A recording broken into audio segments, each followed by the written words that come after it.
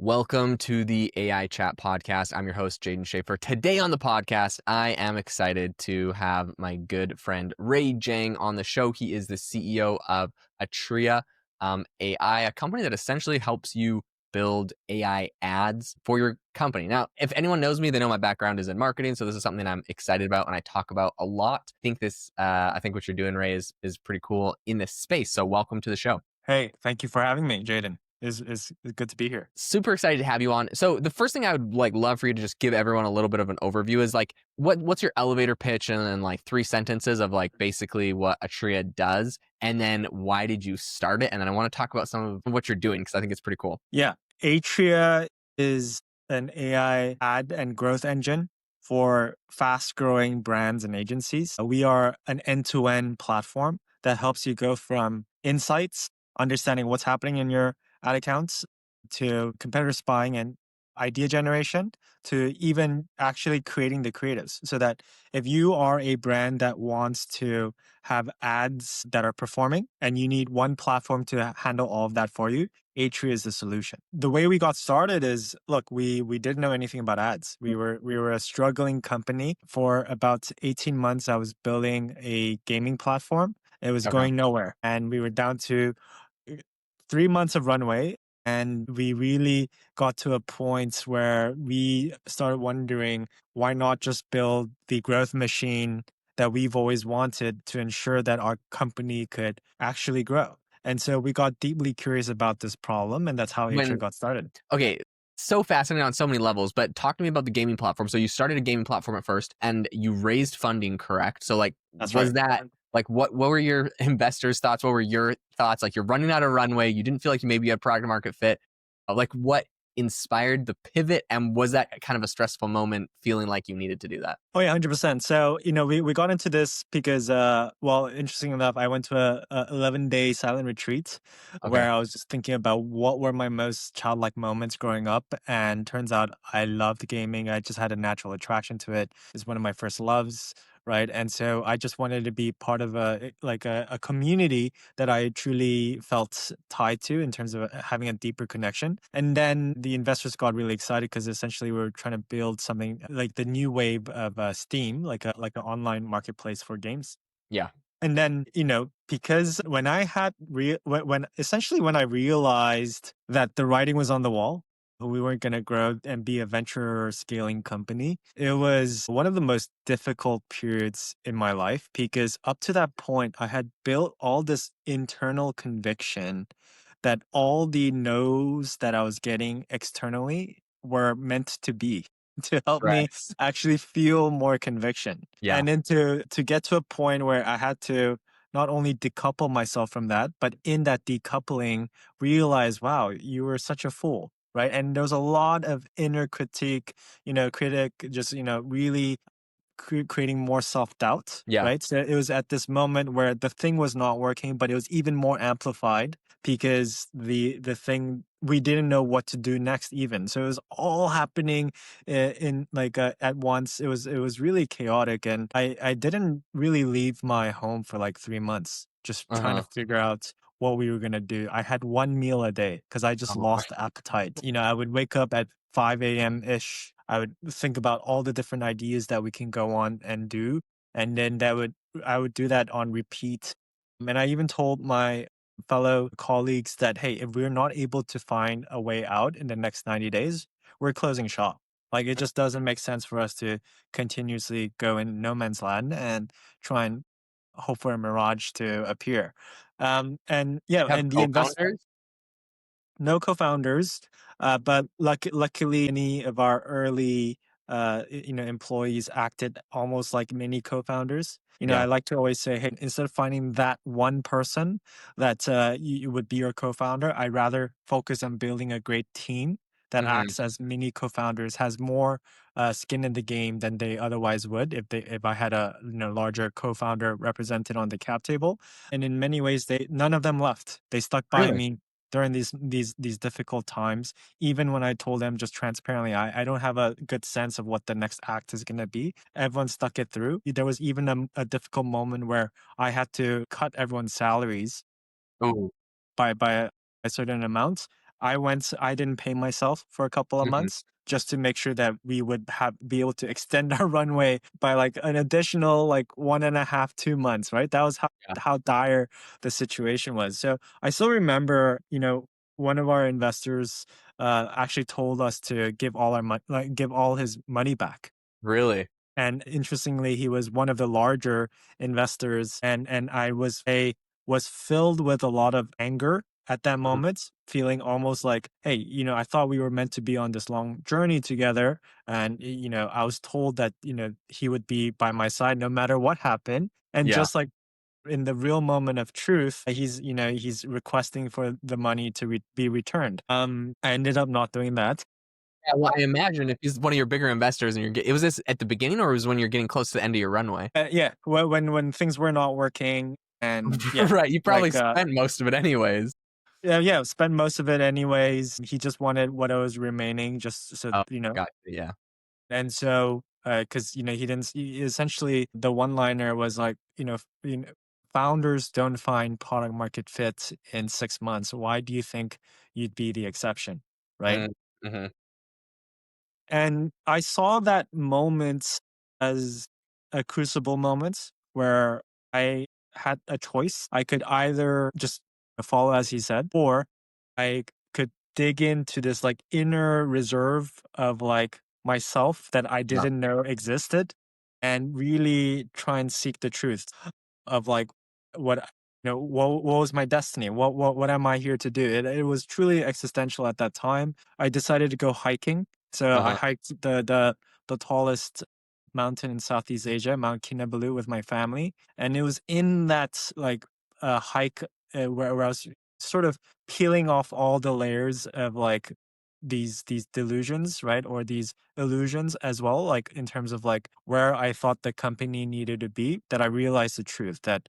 hey, this was really, I'm so fortunate and grateful to be having actually had a more difficult start, mm, because it's only up only from here yeah, totally, onwards.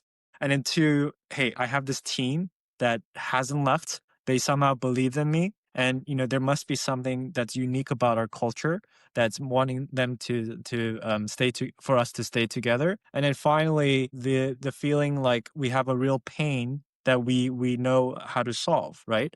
That's, mhm, hey, because we aren't growing and we are known as a team that ships great product features very quickly, we could build a platform that would help our product be the growth engine that a lot of companies are looking for. So interestingly enough, I have no bad or hard feelings for that investor. I think he was just doing his job. He probably sure, also had a stakeholder that he had to appeal to. Interestingly enough, we caught up recently, like about 3 months ago, and I have never seen a smile that his grin went from like wall to wall, and he was so happy to see me.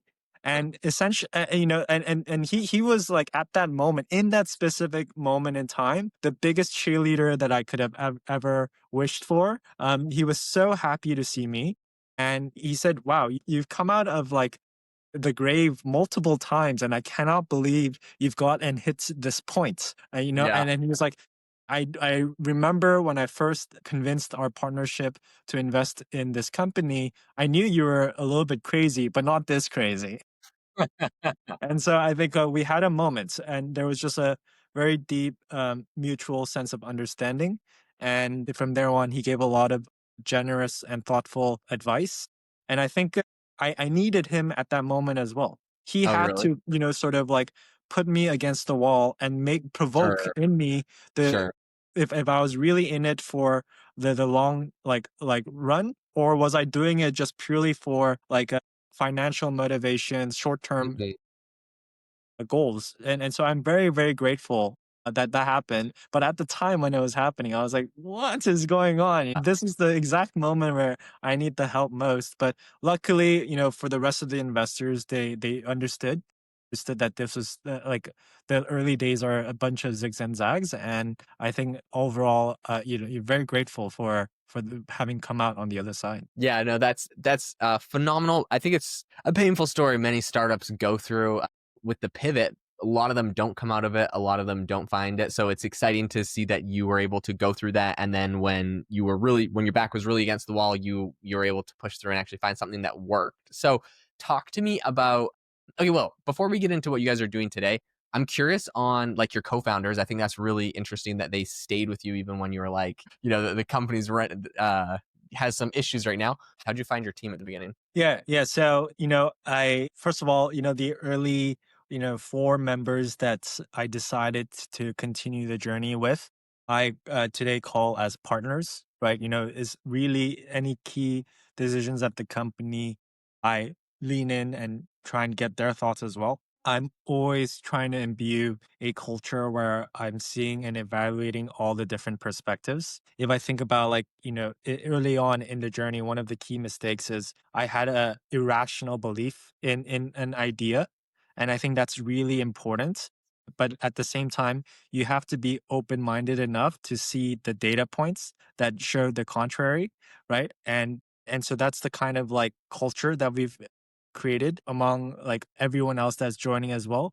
You have a strong kind of disagreement culture where folks are able to voice out their opinions. And I actually encourage people to think about and suggest a different idea versus the one that I present so that Sure. we're really able to come up with a web of, essentially Atria needs to be a really anti-fragile Hmm. company.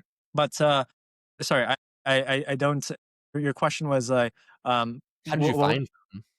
so we found them through, well, we got really lucky. So one is an angel investor, Okay.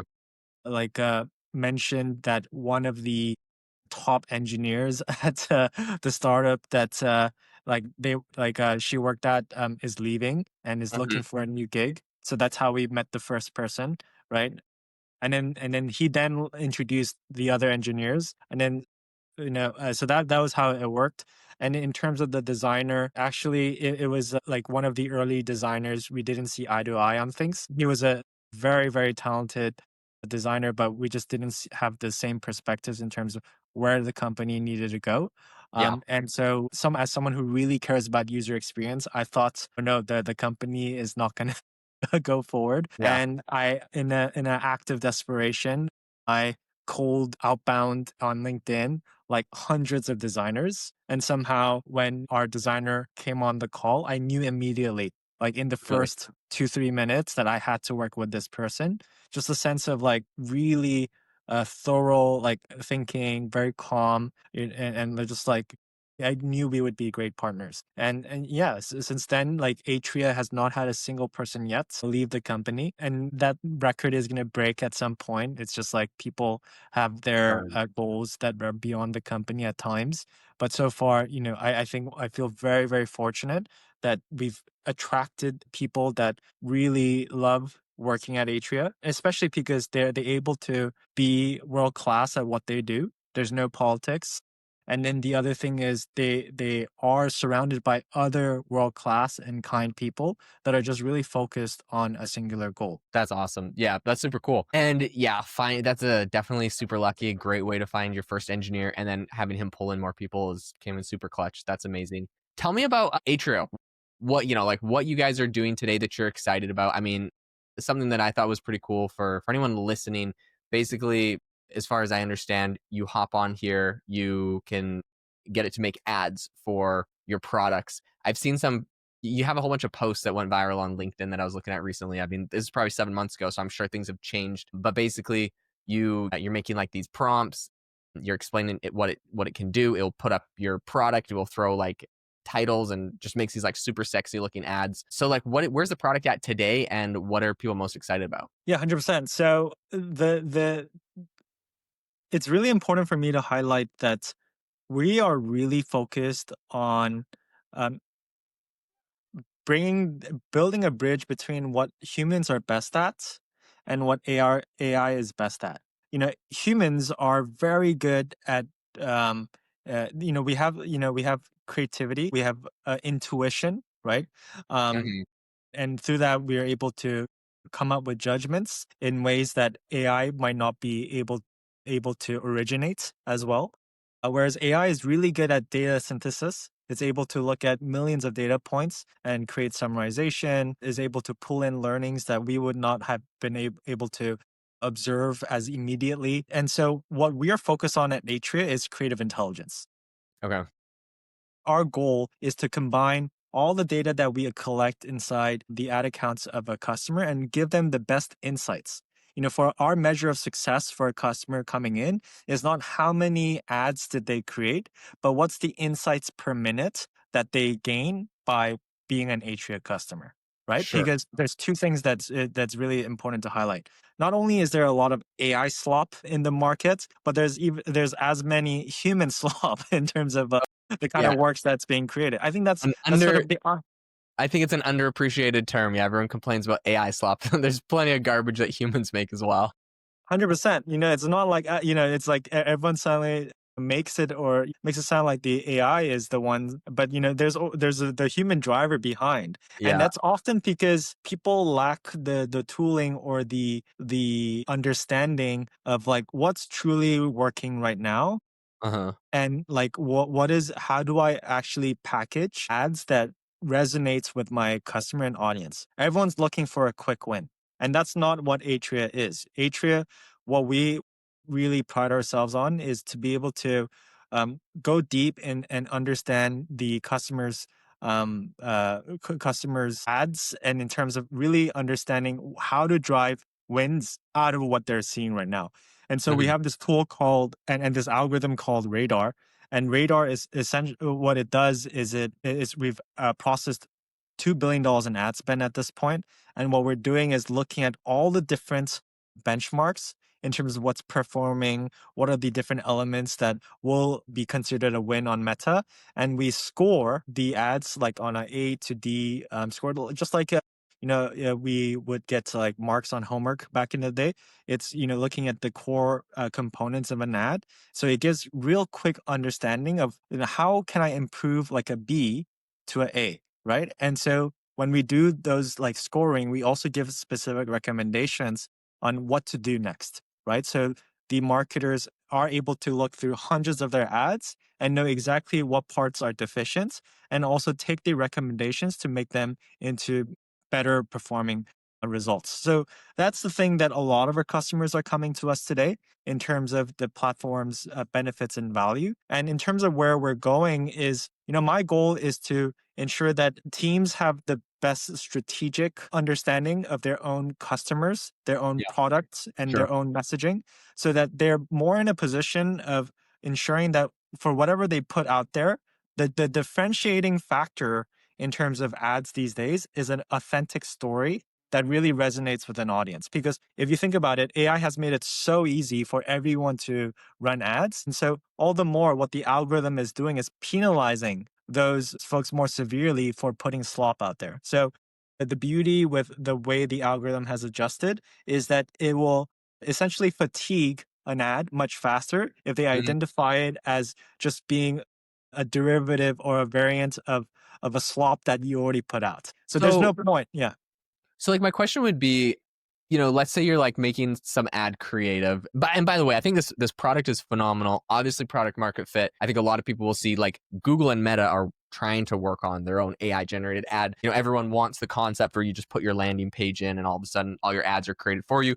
Anyone that has done Facebook ads knows that it's a big pain in the butt, myself included, because you basically want to try out a ton of new ads. There's ad fatigue, like you mentioned, where basically if you are targeting a big audience, they've all seen the ad, they get sick of the ad. You need to come up with new ad copy and new creative ways to get people interested in your product. So something like this where it could spit out a lot of iterations, I think is really useful.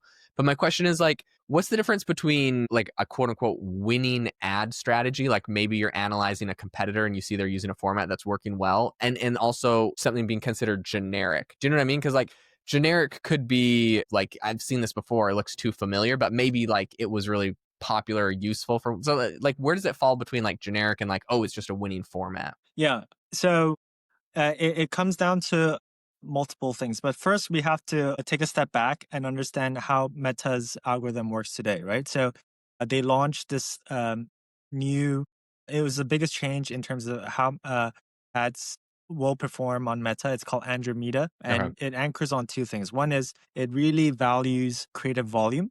So the Okay. volume that you put out into a Meta, and then more importantly, is the visual distinction, right? So, like Like you how cannot unique just it is?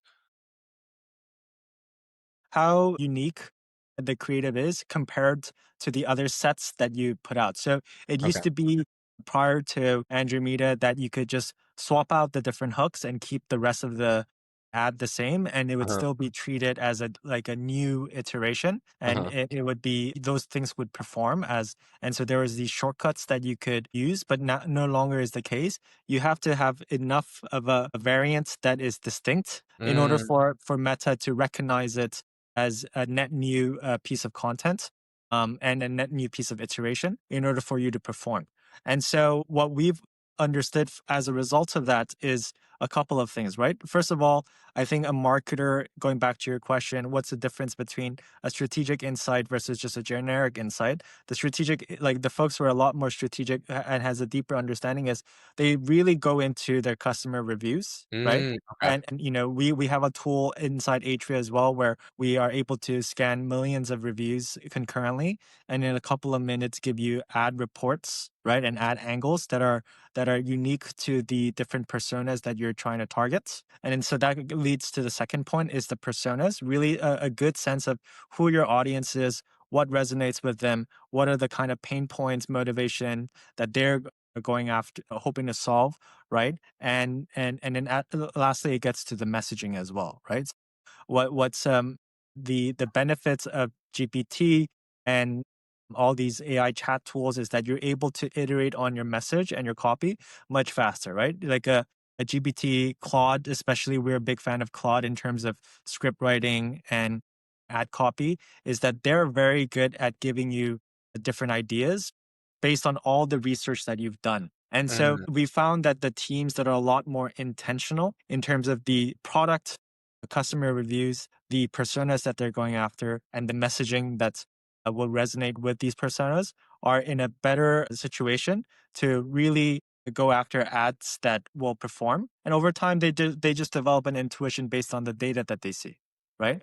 sure. And then the other thing as well that we have found so amazing is that the highest performing teams are always open to hidden learnings, meaning the things that they did not anticipate to be very effective for their ads. So just to give you an example, we were speaking with a customer whose founder is a blonde, Okay. and they sell like hair treatment products. Up to that point, they had built the founder led marketing, and a lot of their creators were also blondes to like mimic the sort of the founder kind of a marketing that they put out there. And then in a small experiment that they decided to run, they had a brunette persona like amplify a lot of the messaging that they did, and they found that it was, hey, maybe there was an opportunity that it would outperform the Mm, blonde personas that they had put out there. And so ultimately, what they did is they anchored more and put more into those to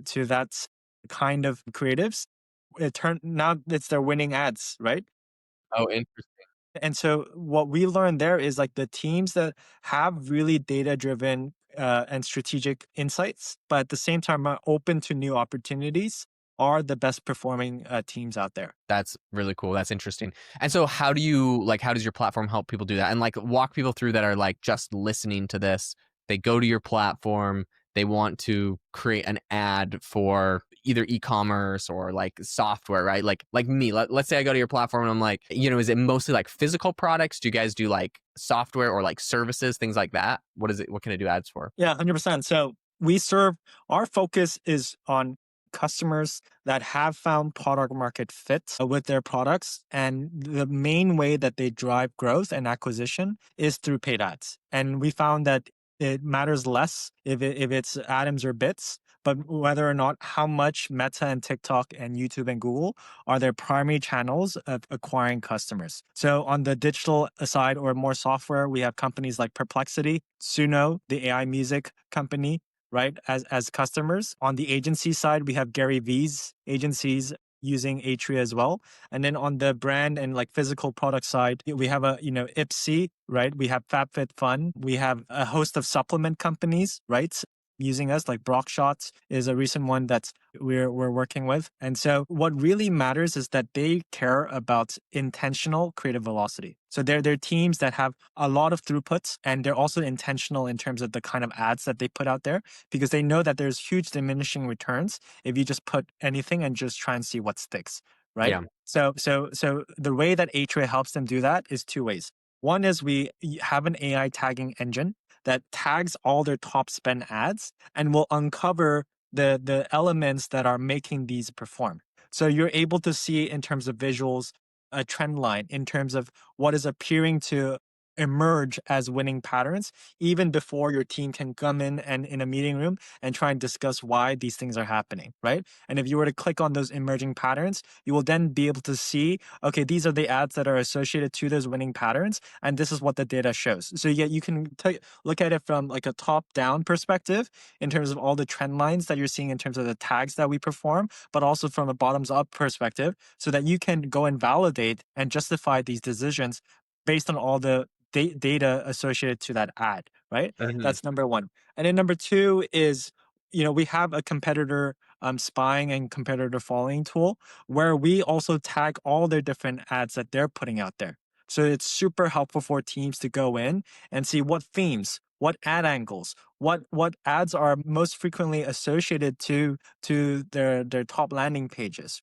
And so we're breaking all those elements down so that teams week in and week out can also do a creative gap report, right? We found that a lot of teams are auditing themselves. They would actually follow themselves and see, hey, what are our competitors doing that we're not? And based on all the things that we're seeing that comes up in terms of ad angles or themes or personas that our competitors are going after, what are we not doing? And does it make sense for us to try as an experiment one or these two new things as we go through our next sprints? And so we found that learning mindset and that growth mindset is often most attributable to a lot of the faster growing teams. Okay, that makes a lot of sense. And then right now, obviously, I think it makes everyone can like envision how this would work for images, right? You have like a product or a platform or tool, and it is helping you come up with like creatives, and it's giving you all these analytics and stuff, which is great. Do you guys do, or do you plan on doing anything when it comes to video ads? Yeah, 100%. So I love the video ads that I'm seeing that are created with VO3 or I mean, it used to, take hundreds of thousands of dollars, right? Like six figures to be able to create these these highly animated Yeah. CGI based shots. The best example that I still remember, like the first time I saw it, going like, wow, this is it.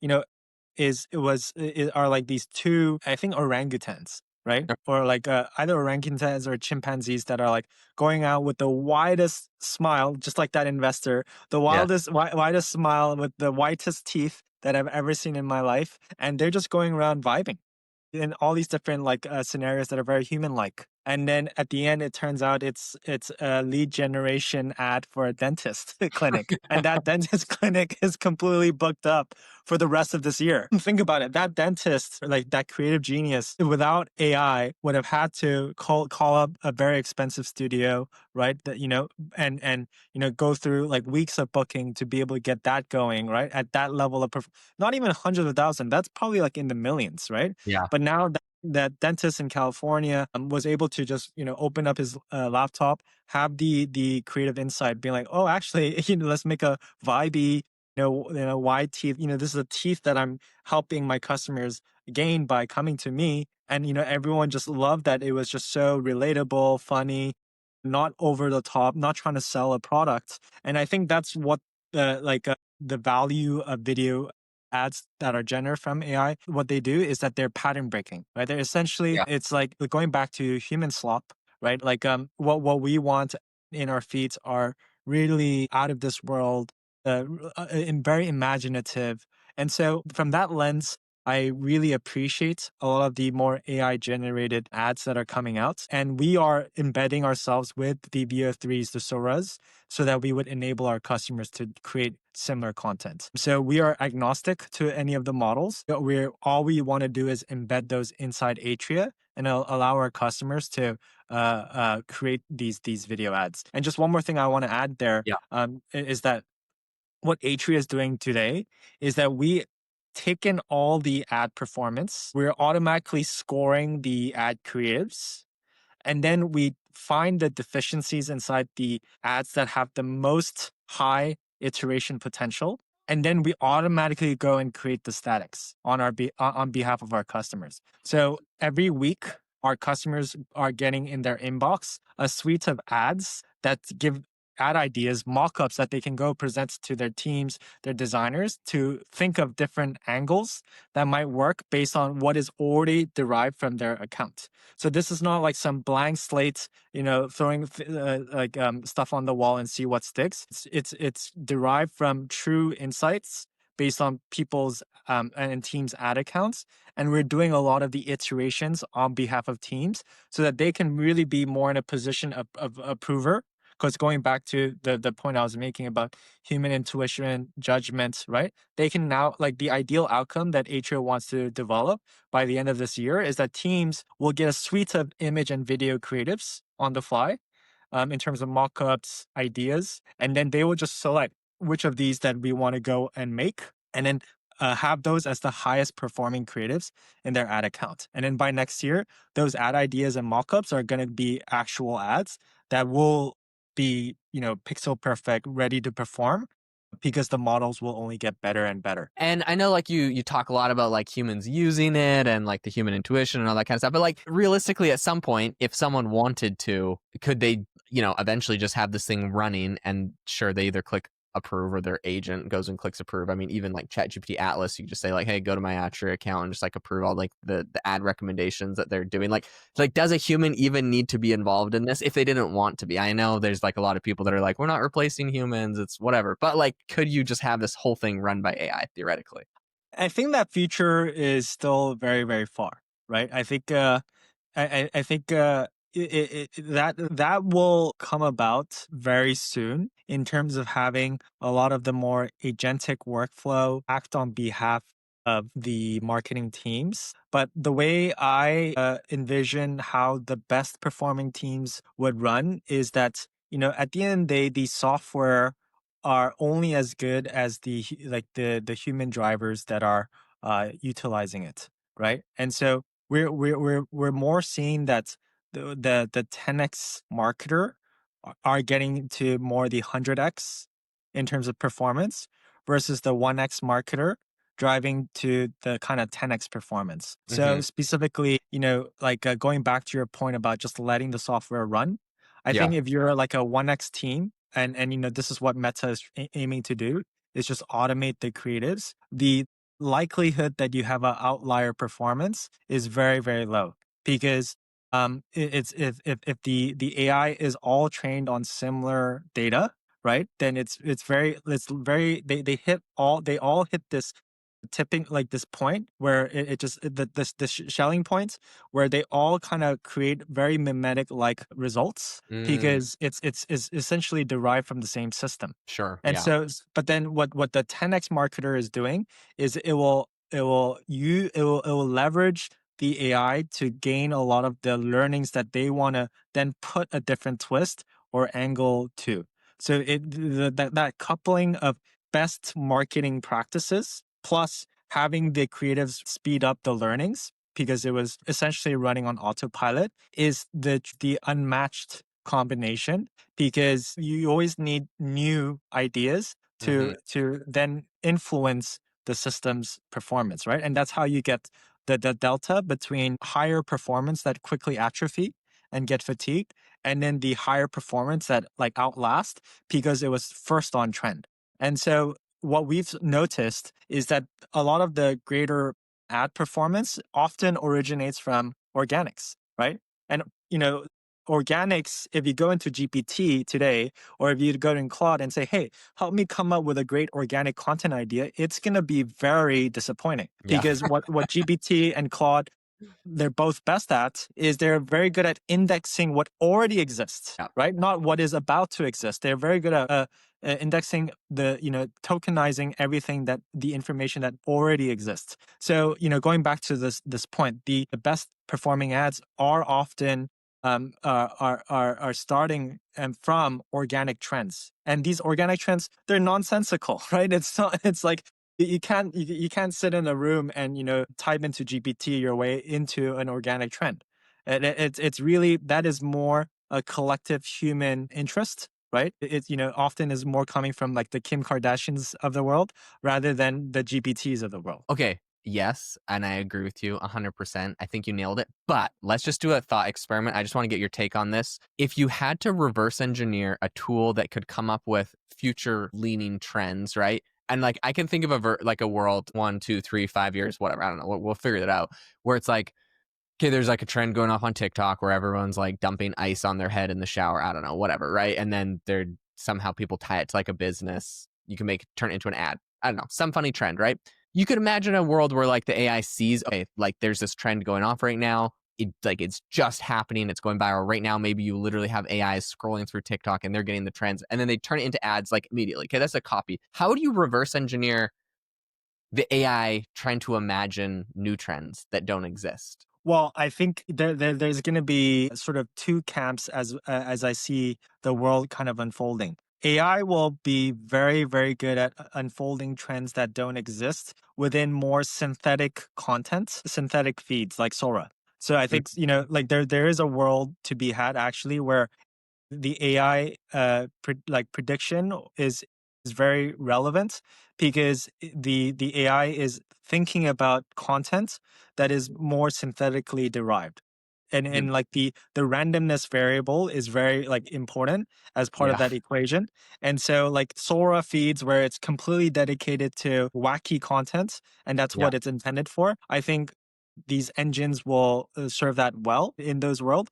But then in this slightly more um uh like a human driven, creator driven content, I'm not too sure, to be honest. I'm not too, I have to fun in this game is I'm kind of figuring that process myself. Yeah. And where we've landed is we wanna, I think what I've sort of seeing happen is that if you think about the internet as like a square where there's all these different like shops that you can go into, you can decide to go into the fully synthetic shop, right? Or you can go into the shop with a lot of like just it's designed for more human storytelling, right? That and so what we've observed with Meta is as a result of them trying to distinguish themselves from a fully synthetic feed, they're really anchoring on creator partnerships, right? So the way that a lot of the ads proliferate and do well these days is not actually to come from the ad accounts, from a branded ad account, but it is to be appearing from a ad that does not look like an ad,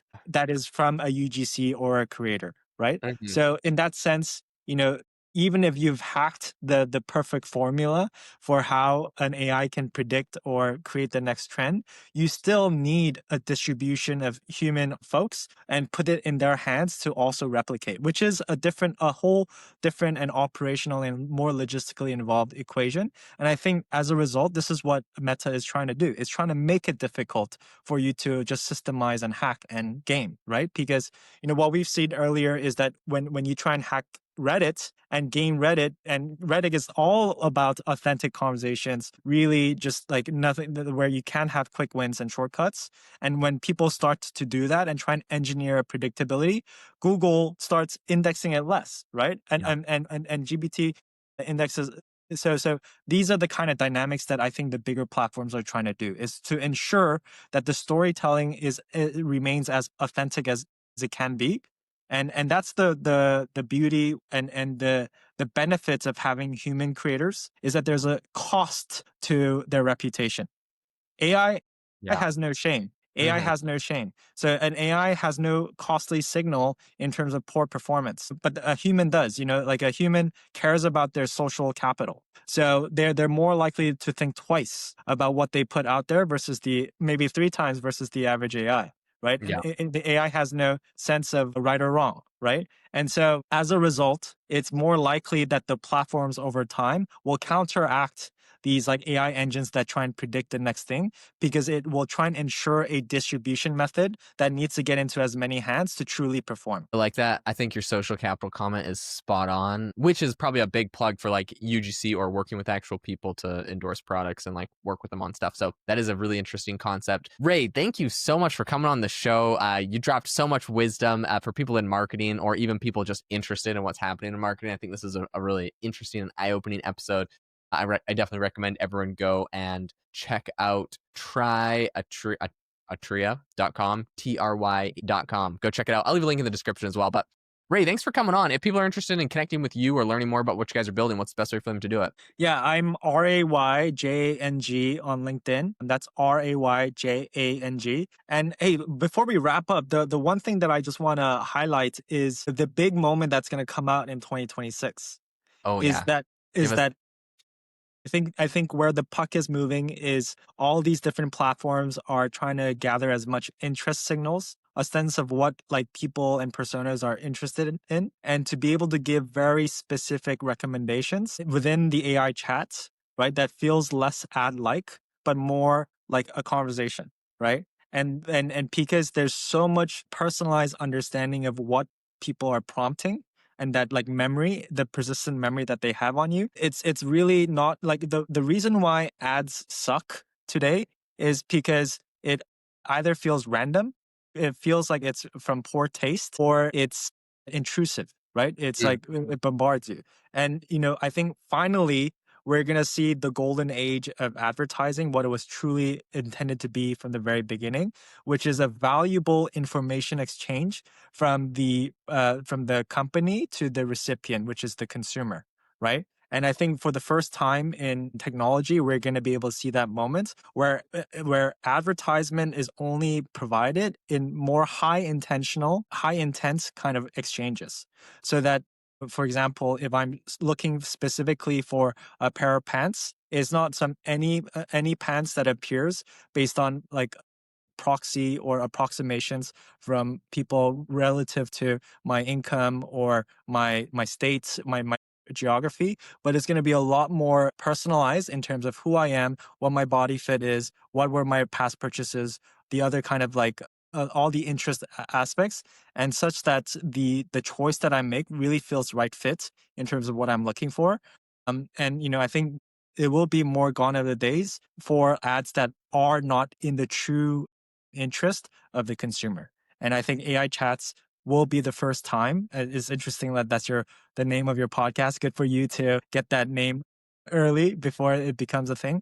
Is that this me store, like the me store, will really be or manifested for the first time because of both the connection between all the advancement that we're having in terms of the LLMs, and then more importantly, the kind of like the aggregation of data that we have collectively, but also on a personal level, so that you get the right piece of item that you're looking for at the right time without feeling like you're being intruded against. do you envision that that's like plugged into Chat GPT on like the free tier or on the paid tier? 6 months ago, I saw a stat that only 4% of GPT is monetized. I don't know what that number looks like today, but I'd assume that GPT is still highly under monetized. And in terms of consumer apps and platform, there has never been a better business model than advertising. And so it's definitely going to be available on the free tier. I don't know what it looks like on paid, right? But on Or, free, I yeah. think, yeah. And so from that sense, I think there not only has there been a better business model from the company side, but there's also never been a more like a consumer friendly business model. But it's just been exploited. Is the fact of the matter? And I think we're in this time we're at this time where the agentic like ability to be able to scan multi-million signals concurrently to fade creatives that don't really appeal to a consumer is here and now. So only the best content that is put out there that is truly in the interest of the customer will continuously proliferate and stick, because no longer are we in a position where ads will be designed for human interest, right? Or human reading, more like, no, sorry, it's ads are going to be designed for human interest, but it's not going to be designed for human reading and analysis, right? The agents will act on behalf to see what Mm, creative truly resonates with their human owners. And then they will participate in doing the filtering on our behalf. So we're getting the products that really resonate with us, mm. right? And so from that standpoint, I think we're about to go through a renaissance period in terms of the consumer shopping experience. It's going to be interesting. It's true. A lot will change. I think it's going to be super fascinating to dive into. All right, Ray. Well, we'll definitely have to have you come back on to do a recap come 2026 when the Renaissance is in full swing. So we'll get your lap then. But thanks so much, man, for coming on, for talking about AI and ads, everything happening. Guys, check out his platform. Links in the description. To all of the listeners, make sure to leave us a rating or review wherever you get your podcast. Helps the show out a ton. And we hope you all have a fantastic rest of your day.